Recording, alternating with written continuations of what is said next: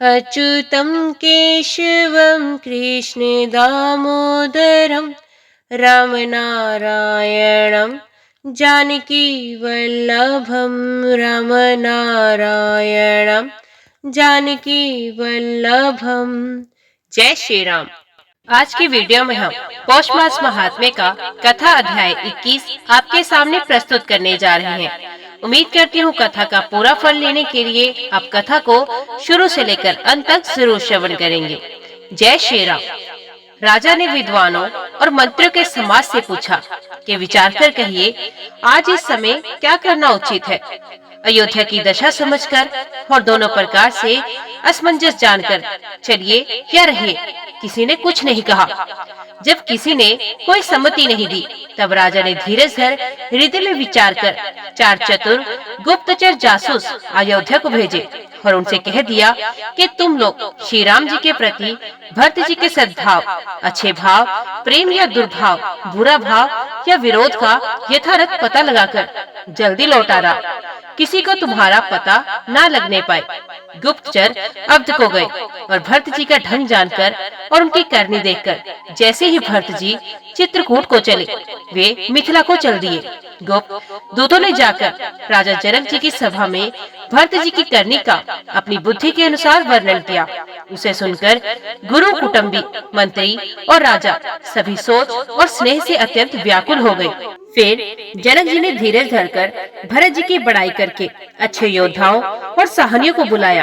घर, नगर, देश में रक्षसों को रखकर घोड़े, हाथी, रथ आदि बहुत सी सवारियां सजवाई। वे दुघड़िया मुहूर्त साध कर उसी समय चल पड़े। राजा ने रास्ते में कहीं विश्राम भी नहीं किया। आज ही सवेरे प्रयागराज में स्नान करके चले हैं। जब सब लोग यमुना जी उतरने लगे, तब हे नाथ, हमें खबर लेने को भेजा। दूतों ने ऐसा कहकर पृथ्वी पर सर नवाया। मुनि श्रेष्ठ वशिष्ठ जी ने कोई 6-7 भीलों को साथ देकर दूतों को तुरंत विदा कर दिया। जनक जी का आगमन सुनकर अयोध्या का सारा समाज हर्षित हो गया।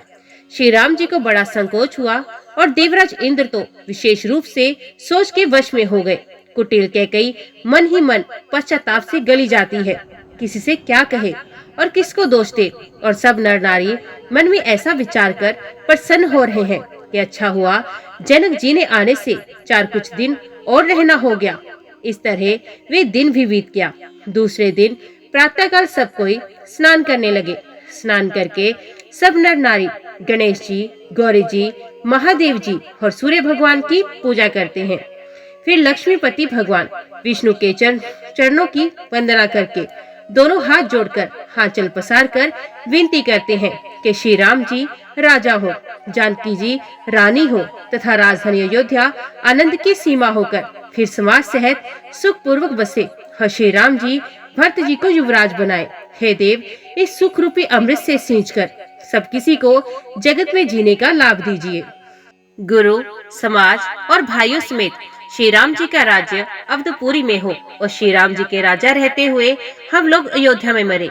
सबको यही मांगते हैं। अयोध्या वासियों की प्रेमनी वाणी सुनकर ज्ञानी मुनि भी अपने योग और वैराग्य की निंदा करते हैं। अवधवासी इस प्रकार नित्य क्रम करके श्री राम जी को पुलकित शरीर हो प्रणाम करते हैं। ऊंच नीच, मध्यम सभी श्रेणियों के स्त्री पुरुष अपने अपने भाव के अनुसार श्री राम जी का दर्शन प्राप्त करते हैं। श्री रामचंद्र जी सावधानी के साथ सबका सम्मान करते हैं और सभी कृपा निधान श्री रामचंद्र जी की सराहना करते हैं। श्री राम जी के लड़कपन से ही ये बात है कि वे प्रेम को पहचान कर नीति का पालन करते हैं। श्री रघुनाथ जी शील और संकोच के समुद्र हैं। ये सुंदर मुख के या सबके अनुकूल रहने वाले, सुंदर नेत्र वाले, ये सबको कृपा और प्रेम की दृष्टि से देखने वाले और सरल स्वभाव है। श्री राम जी के गुण समूहों को कहते कहते सब लोग प्रेम में भर गए और अपने भाग्य की सराहना करने लगे कि जगत में हमारे समान पुण्य की बड़ी पूंजी वाले थोड़े ही हैं, जिन्हें श्री राम जी अपना करके जानते हैं। उस समय सब लोग प्रेम में मगन हैं। इतने में ही मिथिलापति जनक जी को आते हुए सुनकर सूर्य कुल रूपी कमल के सूर्य श्री रामचंद्र जी सभा सहित आदर पूर्वक जल्दी से उठ खड़े हुए। भाई, मंत्री, गुरु और पूर्ववासियों को साथ लेकर श्री रघुनाथ जी आगे जनक जी की अगवानी में चले। जनक जी ज्यों ही पर्वतश्रेष्ठ कामदनाथ को देखा त्यों ही प्रणाम करके उन्होंने रथ छोड़ दिया। श्री राम जी के दर्शन की लालसा और उत्साह के कारण किसी को रास्ते की थकावट और कलेश जरा भी नहीं है। मन तो वहाँ है जहाँ श्री राम और जानकी जी हैं। बीरा मन के शरीर के सुख दुख की सुध किसको है। जनक जी इस प्रकार चले आ रहे हैं। समाज सहित उनकी बुद्धि प्रेम में मतवाली हो रही है। निकट आए देखकर सब प्रेम में भर गए और आदर पूर्वक आपस में मिलने लगे।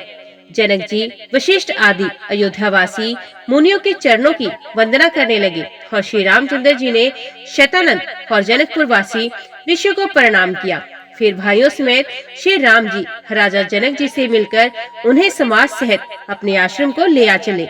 श्री राम जी का आश्रम शांत स्वरूपी पवित्र जल से भरपूर समुद्र है।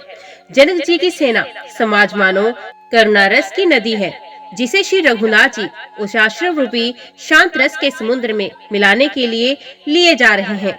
ये करुणा की नदी इतनी बड़ी है कि ज्ञान वैराग्य रूपी किनारों को डुबाती जाती है।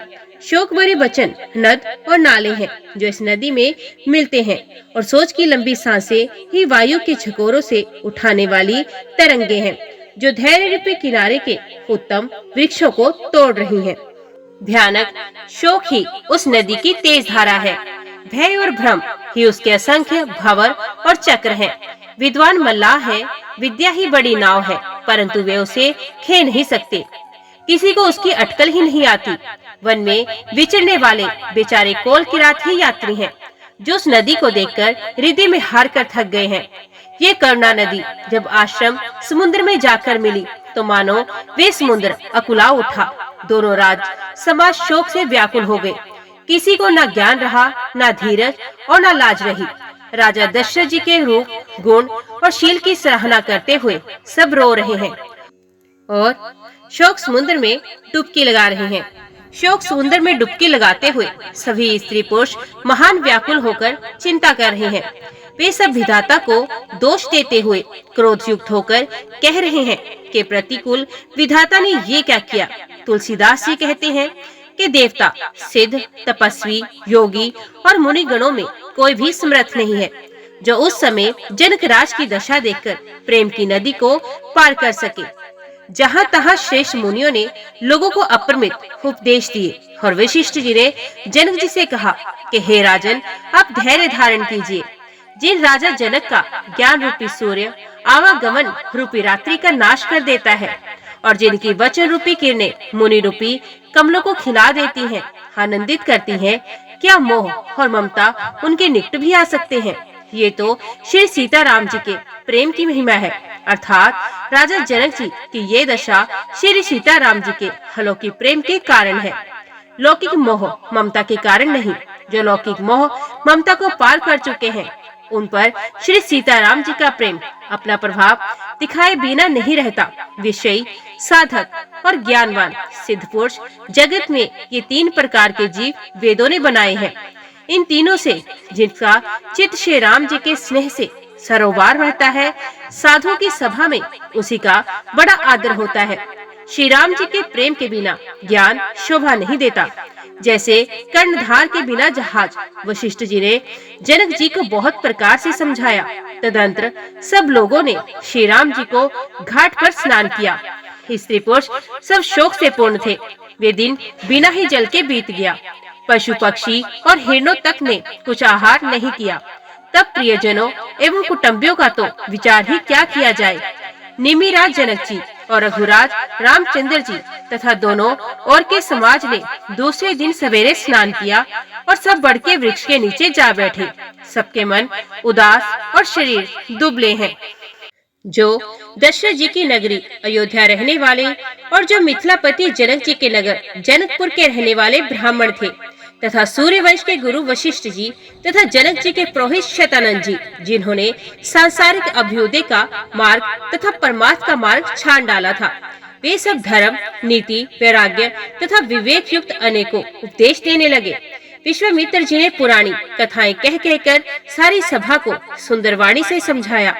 तब श्री रघुनाथ जी ने विश्वामित्र से कहा कि हे नाथ, कल सब लोग बिना जल पिए ही रह गए थे, अब कुछ आहार करना चाहिए। विश्वामित्र जी ने कहा कि श्री रघुनाथ जी उचित ही कह रहे हैं। 2.5 पहर दिन आज भी बीत गया। विश्वामित्र जी का रुख देखकर तिरहुतराज जनक जी ने कहा, यहाँ अन्न खाना उचित नहीं है।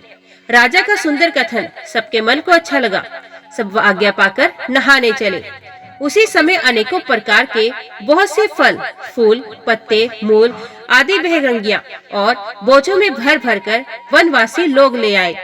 श्री रामचंद्र जी की कृपा से सब पर्वत मन चाही वस्तु देने वाले हो गए। वे देखने मात्र से ही दुखों को सर्वथा हर लेते थे। वहाँ के तालाबों, नदियों, वन और पृथ्वी के सभी भागों में मानो आनंद और प्रेम उमड़ रहा है।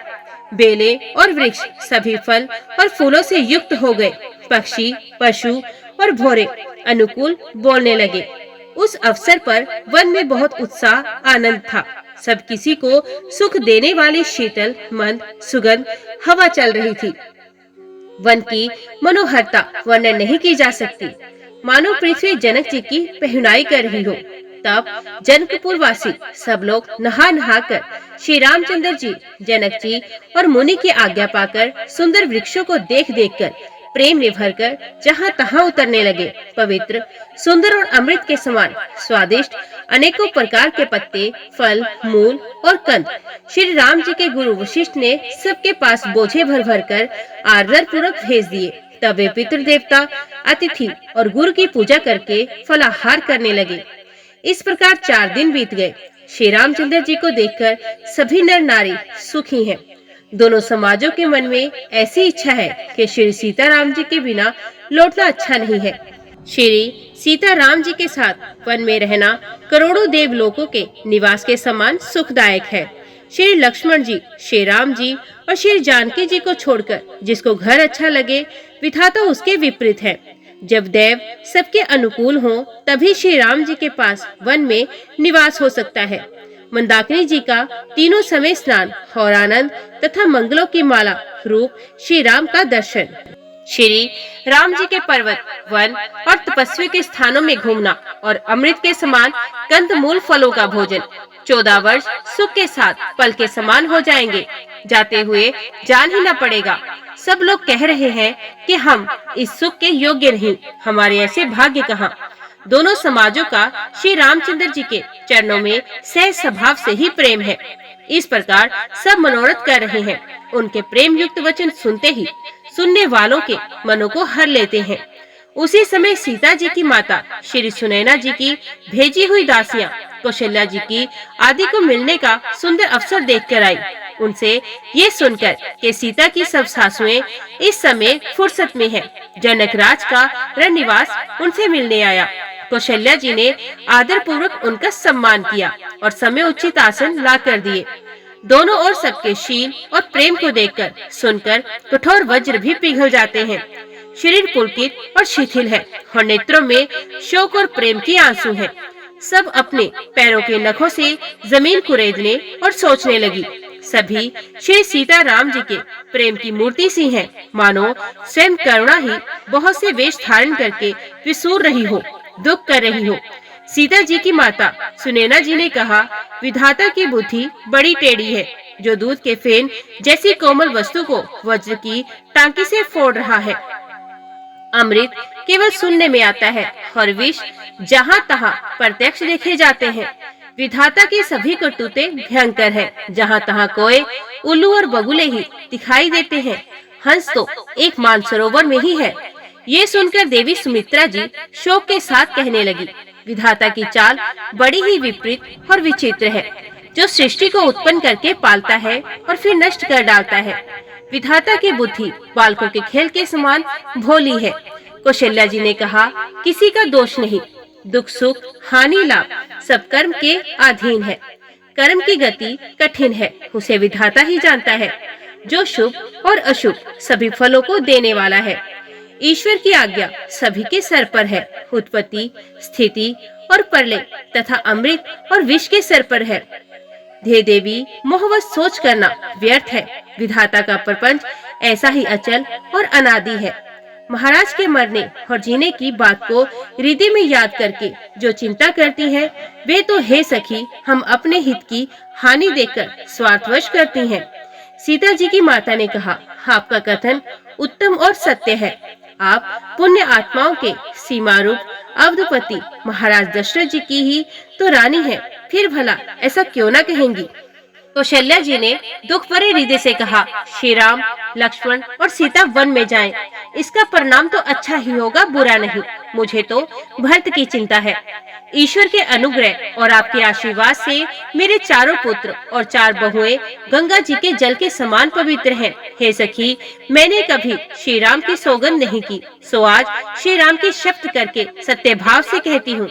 भरत के शील, गुण, नम्रता, बड़प्पन, भाईपन, भक्ति, भरोसे और अच्छेपन का वर्णन करने में सरस्वती जी की बुद्धि भी हिचकती है। सीप से कहीं समुद्र उलीचे जा सकते हैं। मैं भरत को सदा कुल का दीपक जानती हूँ। महाराज ने भी बार बार मुझे यही कहा था, सोना कसौटी पर कसे जाने पर और रतन जौहरी के मिलने पर ही पहचाना जाता है। वैसे ही पुरुष की परीक्षा समय पड़ने पर उसके स्वभाव से ही होती है। किंतु आज मेरा ऐसा कहना भी अनुचित है। शोक और स्नेह में विवेक कम हो जाता है। कौशल्या जी की गंगा जी के समान पवित्र करने वाली वाणी सुनकर सब रानियां स्नेह के मारे विकल हो उठी। कौशल्या जी ने फिर धीरज धरकर कहा, हे देवी मिथिलेश्वरी, सुनिए, ज्ञान के भंडार श्री जनक जी की प्रिया आपके कौन उपदेश दे सकता है। हे रानी, मौका पाकर आप राजा को अपनी ओर से जहाँ तक हो सके समझाकर कहिएगा कि लक्ष्मण को घर रख लिया जाए और भरत को वन भेज दिया जाए। यदि ये राय राजा के मन में ठीक जच जाए तो भली भांति खूब विचार कर ऐसा यत्न करे। मुझे भरत का अत्यधिक सोच है। भरत के मन में गूढ़ प्रेम है। उनके घर रहने में मुझे भलाई जार नहीं पड़ती। कौशल्या जी का स्वभाव देखकर और उनकी सरल और उत्तम वाणी को सुनकर सब रानियां करुणा में निमग्न हो गई। आकाश में पुष्प वर्षा की झड़ी लग गई और धन्य धन्य की ध्वनि होने लगी। सिद्ध, योगी और मुनि स्नेह से शिथिल हो गए। सारा रनिवास देखकर थकित रह गया, निस्तब्ध हो गया। तब सुमित्रा जी ने धीरज धर के कहा कि हे देवी, 2 घड़ी रात बीत गई है। ये सुनकर श्री राम जी की माता कौशल्या जी प्रेम पूर्वक उठी और प्रेम सहित सद्भाव से बोली, अब आप शीघ्र डेरे को पधारिए। हमारे तो अब ईश्वर ही गति है अथवा मिथिलेश्वर जनक जी सहायक हैं। कौशल्या जी के प्रेम को देखकर और उनके विनम्र वचनों को सुनकर जनक जी की प्रिय पत्नी ने उनके पवित्र चरण पकड़े और कहा, हे देवी, आप राजा दशरथ जी की रानी और श्री राम जी की माता हैं। आपकी ऐसी नम्रता उचित ही है। प्रभु अपने निज जनों का भी आदर करते हैं। अग्नि धुएं को और पर्वत घास को अपने सर पर धारण करते हैं।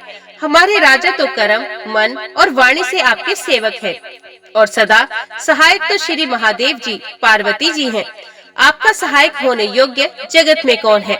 दीपक सूर्य की सहायता करने जाकर कहीं शोभा पा सकता है। श्री रामचंद्र जी वन में जाकर देवताओं का कार्य करके हवदपुरी में अचल राज्य करेंगे। देवता, नाग और मनुष्य सब श्री रामचंद्र जी की भुजाओं के बल पर अपने अपने स्थानों में सुख पूर्वक बसेंगे। ये सब याज्ञवल्क्य मुनि ने पहले से ही कह रखा है। हे देवी, मुनि का कथन व्यर्थ नहीं हो सकता। ऐसा कहकर बड़े प्रेम से पैरों पड़कर सीता जी को साथ भेजने के लिए विनती करके और सुंदर आज्ञा पाकर तब सीता जी समेत सीता जी की माता डेरे को चली। जानकी जी अपने प्यारे कुटुंबियों से जो जिस योग्य था उससे उसी प्रकार मिली। जानकी जी को तपस्विनी के वेश में देखकर सभी शोक से अत्यंत व्याकुल हो गए। जनक जी श्री राम जी के गुरु वशिष्ठ जी की आज्ञा पाकर डेरे को चले और आकर उन्होंने सीता जी को देखा। जनक जी ने अपने पवित्र प्रेम और प्राणों की पाहुनी जानकी जी को हृदय से लगाया। उनके हृदय में वात्सल्य प्रेम का समुद्र उमड़ पड़ा। राजा का मन मानो प्रयाग हो गया। उस समुद्र के अंदर उन्होंने आदि शक्ति सीता जी के अलौकिक स्नेह रूपी अक्षय वट का बढ़ते हुए देखा। वो सीता जी के प्रेम रूपी वट पर श्री राम जी का प्रेम रूपी बालक सुशोभित हो रहा है। जनक जी का ज्ञान रूपी चिरंजीवी मार्कंडेय मुनि व्याकुल होकर डूबते डूबते मानो उस श्री राम प्रेम रूपी बालक का सहारा पाकर बच गया। ज्ञान शिरोमणि विदेहराज की बुद्धि मोह में मगन नहीं है। ये तो श्री सीताराम जी के प्रेम की महिमा है। जिसने उन जैसे महान ज्ञानी के ज्ञान को भी विकल कर दिया। पिता माता के प्रेम के मारे सीता जी ऐसी विकल हो गई कि अपने को संभाल न सकी, परंतु परम धैर्यवती पृथ्वी की कन्या सीता जी ने समय और सुंदर धर्म का विचार कर धैर्य धारण किया। सीता जी को तपस्विनी वेश में देखकर जनक जी को विशेष प्रेम और संतोष हुआ। उन्होंने कहा, बेटी, तूने दोनों कुल पवित्र कर दिए। तेरे निर्मल यश से सारा जगत उज्जवल हो रहा है, ऐसा सब कोई कहते हैं। तेरी कीर्ति रूपी नदी देव नदी गंगा जी को भी जीतकर जो एक ही ब्रह्मांड में रहती है, करोड़ों ब्रह्मांडों में बह चली है। गंगा जी ने तो पृथ्वी पर 3 ही स्थानों हरिद्वार, प्रयागराज और गंगा सागर का बड़ा तीर्थ बनाया है, पर तेरी इस कीर्ति नंदिनी ने तो अनेकों संत समाज रूपी तीर्थ स्थान बना दिए हैं।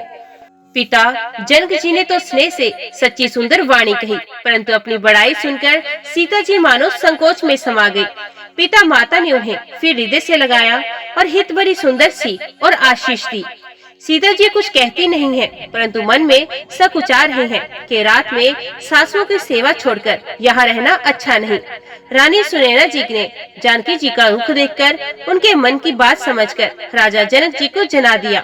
तब दोनों अपने हृदय में सीता जी के शील और स्वभाव की सराहना करने लगे। राजा रानी ने बार बार मिलकर और हृदय से लगाकर तथा सम्मान करके सीता जी को विदा किया। चतुर रानी ने समय पाकर राजा की सुंदर वाणी में भरत जी की दशा का वर्णन किया। सोने में सुगंध और समुद्र से निकली हुई सुधा में चंद्रमा के सार अमृत के समान भरत जी का व्यवहार सुनकर राजा ने प्रेम विवल होकर और अपने प्रेम अश्रुओं के जल से भरे नेत्र को मूंद लिया। वे शरीर से पुलकित हो गए और मन में आनंदित होकर भरत जी के सुंदर यश की सराहना करने लगे और बोले, हे सुमुखी, हे सुनैनी, सावधान होकर सुनो। भरत जी की कथा संसार के बंधन से छुड़ाने वाली है। धर्म, राजनीति और ब्रह्म विचार, इन तीनों विषयों में अपनी बुद्धि के अनुसार मेरी थोड़ी बहुत गति है। वे धर्म, राजनीति और ब्रह्म ज्ञान में प्रवेश रखने वाली मेरी बुद्धि भरत जी की महिमा का वर्णन तो क्या करे, छल करके भी उसकी छाया तक को नहीं छू पाती। ब्रह्मा जी, गणेश जी, शेष जी, महादेव जी, सरस्वती जी, कवि, ज्ञानी, पंडित और बुद्धिमान, सब किसी को भरत जी के चरित्र, कीर्ति, करनी, धर्मशील गुण और निर्मल ऐश्वर्य समझने में और सुनने में सुख देने वाले हैं और पवित्रता में गंगा जी का तथा स्वाद मधुरता में अमृत का भी तिरस्कार करने वाले हैं। भरत जी असीम गुण संपन्न और उपमा रहित पुरुष हैं। भरत जी के समान बस भरत जी ही हैं, ऐसा जानो। सुमेरु पर्वत को क्या शेर के बराबर कह सकते हैं। इसलिए कवि समाज की बुद्धि भी सकुचा गई। हे श्रेष्ठ वर्ण वाली, भरत जी की महिमा का वर्णन करना सभी के लिए वैसे ही अगम है जैसे जल रहित पृथ्वी पर मछली का चलना। हे रानी, सुनिए, भरत जी की अपरिमित महिमा को एक श्री रामचंद्र जी ही जानते हैं, किंतु वे भी उसका वर्णन नहीं कर सकते। इस प्रकार प्रेम पूर्वक भरत जी के प्रभाव का वर्णन करके फिर पत्नी के मन की रुचि जानकर राजा ने कहा, लक्ष्मण जी लौट जाएं और भरत जी वन को जाए। इसी में सबका भला है और यही सबके मन में है। परंतु हे देवी, भरत जी और श्री रामचंद्र जी का प्रेम और एक दूसरे पर विश्वास बुद्धि और विचार की सीमा में नहीं आ सकता। यद्यपि श्री रामचंद्र जी समता की सीमा है, तथापि भरत जी प्रेम और ममता की सीमा। श्री रामचंद्र जी के प्रति अनन्य प्रेम को छोड़कर भरत जी ने समस्त परमार्थ, स्वार्थ और सुखों की और स्वप्न में भी मन से भी नहीं ताका है। श्री राम जी के चरणों का प्रेम ही उनका साधन है और वही सिद्धि है। मुझे तो भरत जी का बस यही एकमात्र सिद्धांत जान पड़ता है। राजा ने विलक कर प्रेम में गदगद होकर कहा, भरत जी भूलकर भी श्री रामचंद्र जी की आज्ञा को मन से नहीं डालेंगे। स्नेह के वश में होकर चिंता नहीं करनी चाहिए। श्री राम जी और भरत जी के गुणों की प्रेम पूर्वक गणना करते करते पति पत्नी को रात पलक के समान बीत गई। रात प्रातः काल दोनों रात समाज जागे और नहा न धोकर देवताओं की पूजा करने लगे। श्री रघुनाथ जी स्नान करके गुरु वशिष्ठ जी के पास गए और चरणों की वंदना करके उनका रुख पाकर बोले, हे नाथ, भरत अवधपुरवासी तथा माताएं सब शोक से व्याकुल और वनवास से दुखी हैं। मिथिलापति राजा जनक जी को भी समाज सहित कलेश सहते हुए बहुत दिन हो गए, इसलिए हे नाथ जो उचित हो वही कीजिए, आप ही के हाथ में सभी का हित है। ऐसा कहकर श्री रघुनाथ जी अत्यंत ही सकुचा गए। उनका शील स्वभाव देखकर प्रेम और आनंद से मुनि वशिष्ठ जी पुलकित हो गए। उन्होंने खुलकर कहा, हे राम, तुम्हारे बिना घर बार आदि संपूर्ण सुखों के साथ दोनों राज समाजों को नरक के समान है। हे राम, तुम प्राणों के भी प्राण, आत्मा को भी आत्मा और सुख के भी सुख हो। हे तात, तुम्हें छोड़कर जिन्हें घर सुहाता है उन्हें विधाता विपरीत है। जहाँ श्री राम के चरण कमलों में प्रेम नहीं, वे सुख, कर्म और धर्म जल जाए। जिसमें श्री राम प्रेम की प्रधानता नहीं, वे योग कुयोग और वे ज्ञान अज्ञान है। तुम्हारे बिना ही सब दुखी हैं और जो सुखी हैं वे तुम ही से सुखी हैं। जिस किसी के जी में कुछ है तुम सबको जानते हो। आपकी आज्ञा सभी के सर पर है। कृपालु, आपको सभी की स्थिति अच्छी तरह मालूम है, अतः आप आश्रम को पधारिए। इतना कह मुनिराज स्नेह से शिथिल हो गए। तब श्री राम जी प्रणाम करके चले गए और ऋषि वशिष्ठ जी धीरज धरकर जनक जी के पास आए। गुरु जी ने श्री रामचंद्र जी के शील और स्नेह से युक्त स्वभाव से ही सुंदर वचन राजा जनक जी को सुनाए और कहा, हे महाराज, अब वही कीजिए जिसमें सबका धर्म सहित हित हो। हे राजन, तुम ज्ञान के भंडार, सुजान, पवित्र और धर्म में धीर हो। इस समय तुम्हारे बिना इस दुविधा को दूर करने में और कौन समर्थ है।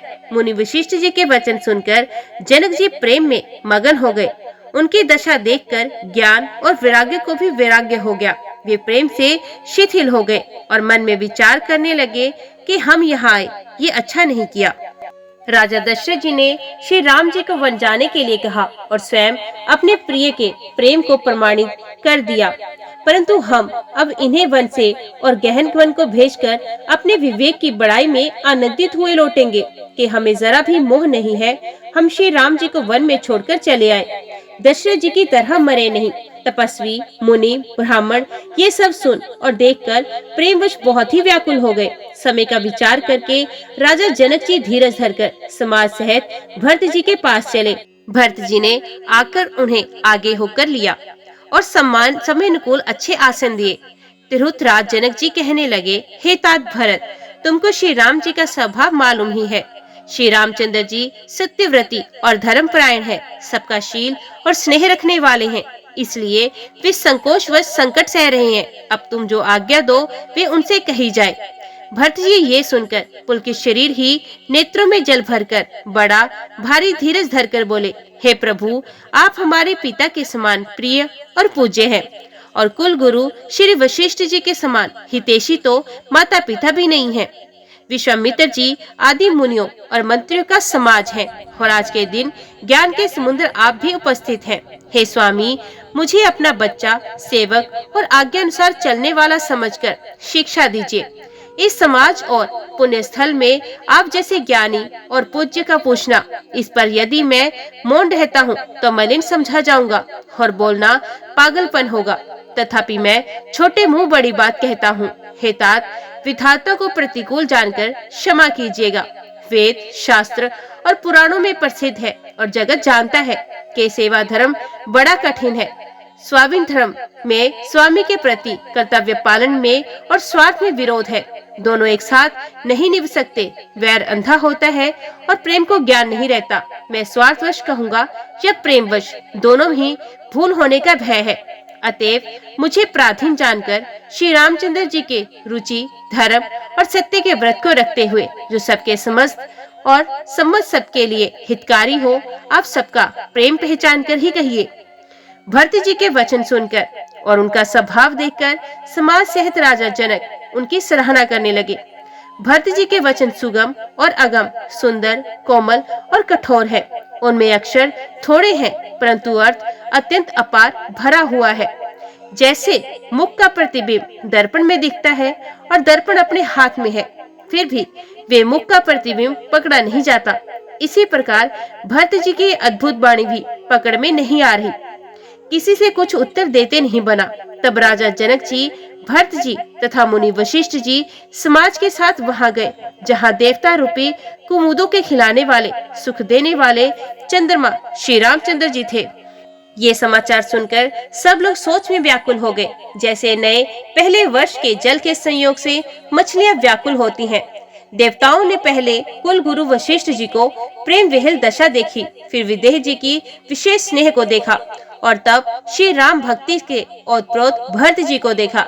इन सबको देखकर स्वार्थी देवता घबराकर हृदय में हार मान गए, निराश हो गए। उन्होंने सब किसी को श्री राम प्रेम में सरोबार देखा। इससे देवता इतने सोच के वश हो गए कि जिसका कोई हिसाब नहीं। देवराज इंद्र सोच में भरकर कहने लगे कि श्री रामचंद्र जी तो स्नेह और संकोच के वश में है, इसलिए सब लोग मिलकर कुछ परपंच रचो, नहीं तो काम बिगड़ा समझो। देवताओं ने सरस्वती का स्मरण कर उनकी स्तुति की और कहा, हे देवी, देवता आपके शरणागत है, उनकी रक्षा कीजिए। अपनी माया रचकर भरत जी की बुद्धि को फेर दीजिए और शल की छाया कर देवताओं के कुल की रक्षा कीजिए। देवताओं की विनती सुनकर देवताओं को सर्वथा वश में होने से मूर्ख जानकर बुद्धिमती सरस्वती जी बोली, मुझसे कह रहे हो कि भरत जी की मति पलट दो। 1000 नेत्रों से भी तुमको सुमेरु नहीं सूझ पड़ता। ब्रह्मा, विष्णु और महेश की माया बड़ी प्रबल है, किंतु वे भी भरत जी की बुद्धि की ओर ताक नहीं सकती। उस बुद्धि को तुम मुझसे कह रहे हो कि भोली कर दो। अरे चांदनी कहीं प्रचंड किरण वाले सूर्य को चुरा सकती है। भरत जी के हृदय में श्री सीताराम जी का निवास है। जहाँ सूर्य का प्रकाश है, वहाँ कहीं अंधेरा रह सकता है। ऐसा कहकर सरस्वती जी ब्रह्मलोक को चली गई। देवता ऐसे व्याकुल हुए जैसे रात्रि में चकवा व्याकुल होता है। मलिन मन वाले स्वार्थी देवताओं ने बुरी सलाह करके बुरा षड्यंत्र रचा, प्रबल माया जाल रचकर भय भ्रम अप्रति और उच्चाटन फैला दिया। कुचाल करके देवराज इंद्र सोचने लगे कि काम का बनना बिगड़ना सब भरत जी के हाथ में है। इधर राजा जनक जी मुनि वशिष्ठ आदि के साथ श्री रघुनाथ जी के पास गए। सूर्य कुल के दीपक श्री रामचंद्र जी ने सबका सम्मान किया। तब रघुकुल के पुरोहित वशिष्ठ जी समय समाज और धर्म के विरोधी वचन बोले। उन्होंने पहले जनक जी और भरत जी का संवाद सुनाया, फिर भरत जी की कही हुई सुंदर बातें कह सुनाई। फिर बोले, हे तात राम, मेरा मत तो ये है कि तुम जैसी आज्ञा दो वैसी ही सब करें। ये सुनकर दोनों हाथ जोड़कर श्री रघुनाथ जी सत्य, सरल और कोमल वाणी से बोले, आपके और मिथिलेश्वर जानकी जी के विद्यमान रहते मेरा कुछ कहना सब प्रकार से भद्दा होगा। आपकी और महाराज की जो आज्ञा होगी, मैं आपकी शपथ करके कहता हूँ, वे सत्य ही सबको शिरोधार्य होगी। श्री रामचंद्र जी की शब्द सुनकर सभा समेत मुनि और जनक जी सकुचा गए। किसी से उत्तर देते नहीं बनता। सब लोग भरत जी का मुंह ताक रहे हैं। भरत जी ने सभा को संकोच के वश में देखा। राम बंधु भरत जी ने बड़ा भारी धीरज धरकर और कुछ समय देखकर अपने उमड़ते हुए प्रेम को संभाला, जैसे बढ़ते हुए विंध्याचल को अगस्त्य जी ने रोका था। शोक रूपी हिरणाक्ष ने सारी सभा की बुद्धि रूपी पृथ्वी को हर लिया, जो विमल गुण समूह रूपी जगत की योनि उत्पन्न करने वाली थी। भरत जी के विवेक रूपी विशाल वरा रूपधारी भगवान ने शोक रूपी हिरणाक्ष को नष्ट कर बिना ही परिश्रम उसका उद्धार कर दिया। भरत जी ने प्रणाम करके सबके प्रति हाथ जोड़े तथा श्री रामचंद्र जी, राजा जनक जी, गुरु वशिष्ठ जी और साधु संत सबसे विनती की और कहा, आज मेरे इस अत्यंत अनुचित बर्ताव को क्षमा कीजिएगा। मैं कोमल, छोटे, मुख से कठोर वचन कह रहा हूँ। फिर उन्होंने हृदय में सुहावनी सरस्वती जी का स्मरण किया। वे मानस से उनके मन रूपी मानसरोवर से उनके मुखारविंद पर आविराजित। निर्मल विवेक, धर्म और नीति से युक्त भरत जी की वाणी सुंदर हंसनी के समान गुण दोष का विवेचन करने वाली है।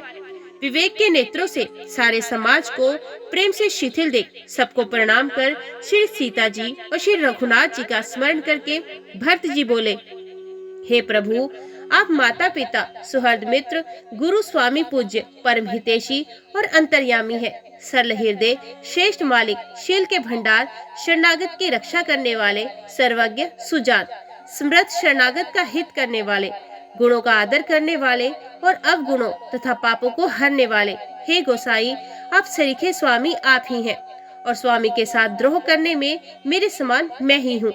मैं मोहवश प्रभु आपके और पिताजी के वचनों का उल्लंघन कर और समाज बटोर कर यहाँ आया हूँ। जगत में भले बुरे, ऊंचे और नीचे, अमृत और अमर पर, विष और मृत्यु आदि किसी को भी नहीं कहीं ऐसा नहीं देखा सुना जो मन में भी श्री रामचंद्र जी आपकी आज्ञा को मेट दे। मैंने सब प्रकार से वही ढिठाई की, परंतु प्रभु ने उस ढिठाई को स्नेह और सेवा मान लिया। हे नाथ, आपने अपनी कृपा और भलाई से मेरा भला किया, जिससे मेरा दोष भी गुण के समान हो गए और चारों और मेरा सुंदर यश छा गया। हे नाथ, आपकी रीति और सुंदर स्वभाव की बड़ाई जगत में प्रसिद्ध है और वेद शास्त्रों ने गाई है। जो क्रूर, कुटिल, दुष्ट, कुबुद्धि, कलंकी, नीच, शील रहित, नास्तिक और निडर है, उन्हें भी आपने शरण में सम्मुख आया सुनकर एक बार प्रणाम करने पर ही अपना लिया। उन शरणागतों के दोषों को देखकर भी आप कभी हृदय में नहीं लाए और उनके गुणों को सुनकर साधुओं के समाज में उनका बखान किया। ऐसा सेवक पर कृपा करने वाला स्वामी कौन है, जो आप ही सेवक का सारा साथ सामान सज दे, उसकी सारी आवश्यकताओं को पूर्ण कर दे और स्वप्न में भी अपनी कोई करनी को ना समझकर उल्टा सेवक को संकोच होगा, इसका सोच अपने हृदय में रखे। मैं भुजा उठाकर और प्रण रोककर कह देता हूँ, ऐसा स्वामी आपके सिवा दूसरा कोई नहीं।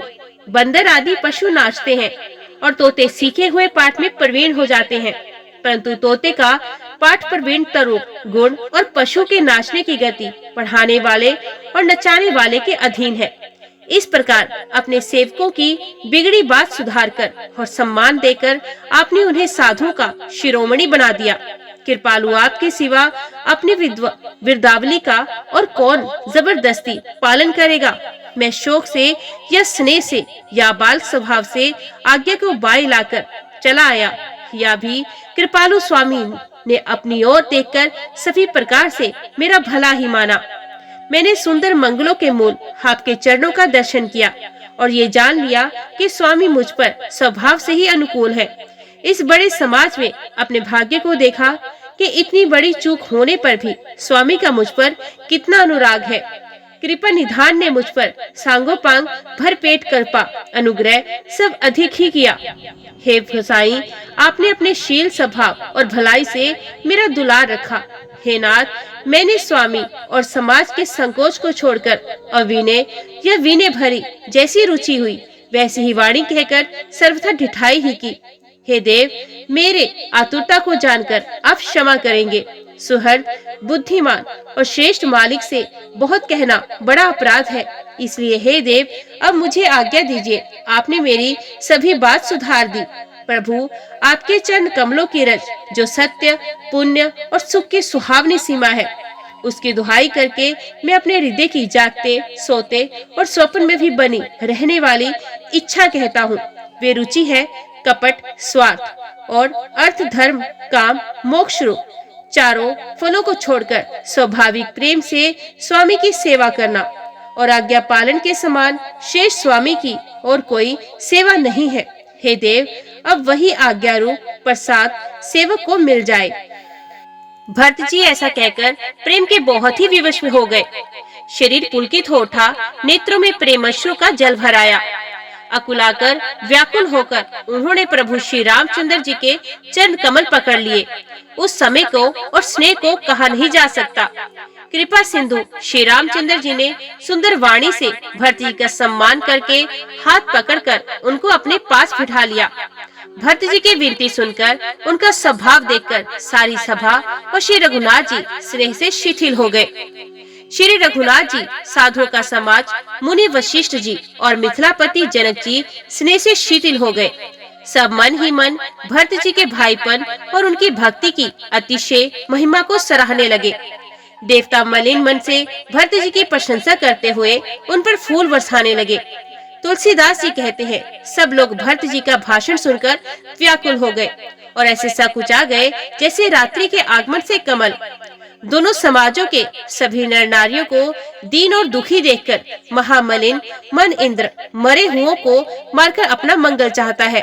देवराज इंद्र कपट और कुचाल की सीमा है, उसे पराई हानि और अपना लाभ ही प्रिय है। इंद्र की रीति कोई के समान है, वे शैली और मलिन मन का है, उसका कहीं किसी पर विश्वास नहीं। पहले तो कुमुद बुरा विचार करके कपट को बटोरा, फिर वे कपट जनित उचाट करके सबके सर पर डाल दिया, फिर देव माया से सब लोगों को विशेष रूप से मोहित किया, किंतु श्री रामचंद्र जी के प्रेम से उनका अत्यंत विशोध नहीं हुआ। भय और उचाट के वश किसी का मन स्थिर नहीं है। क्षण में उनकी वन में रहने की इच्छा होती है और क्षण में उन्हें घर अच्छे लगने लगते हैं। मन की इस प्रकार की दुविधामयी स्थिति से प्रजा दुखी हो रही है, मानो नदी और समुद्र के संगम का जल शुद्ध हो रहा हो।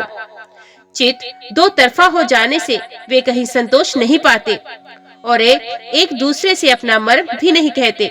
कृपा निधान श्री रामचंद्र जी ये दशा देखकर हृदय में हंसकर कहने लगे, कुत्ता, इंद्र और नवयुग कामी पुरुष एक सरीखे एक ही स्वभाव के हैं। पाणिनीय व्याकरण के अनुसार शन, युवन और मघवन शब्दों के रूप भी एक सरीखे होते हैं। भरत जी, जनक जी, मुनिजन, मंत्री और ज्ञानी साधु संतों को छोड़कर अन्य सभी पर जिस मनुष्य को जिस योग्य पाया, उस पर वैसा ही देव माया लग गई।